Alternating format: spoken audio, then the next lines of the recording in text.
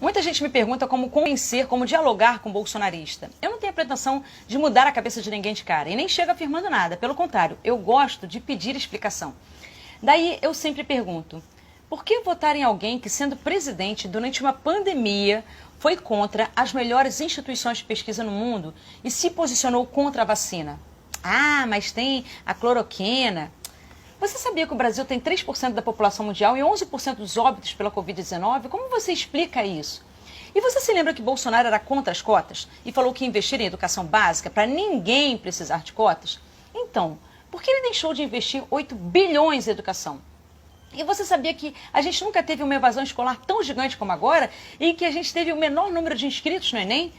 Você sabia que tem 5.000 escolas inacabadas que começaram a ser construídas sem orçamento para isso e que não tem como terminá-las, nem com dinheiro do Fundo Nacional de Educação, que não chega nem a 10% do montante necessário? Como é que você explica esse desperdício de dinheiro público em ano de eleição, hein? Por que votar em alguém que colocou de novo a inflação nas alturas? Hoje temos a inflação mais alta dos últimos 27 anos. E qual o plano de Bolsonaro para reduzir a inflação? Ah, mas essa inflação era inevitável por causa do aumento internacional das commodities. Ué, mas não são vocês mesmos que falam que o Brasil cresceu com o Lula por causa do boom das commodities?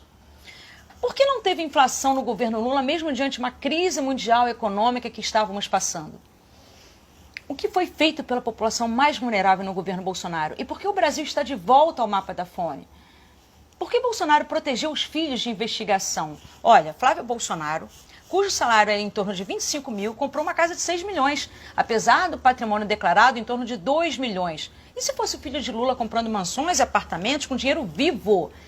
Você não ia achar estranho isso?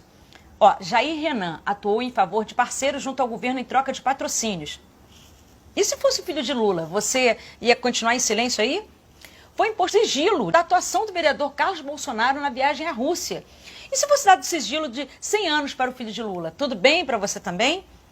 Eduardo Bolsonaro acumulou denúncias paralisadas na Comissão de Ética da Câmara dos Deputados.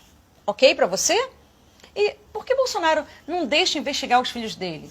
Com que intuito Bolsonaro indicou um procurador-geral da República por fora da lista tríplice do Ministério Público Federal?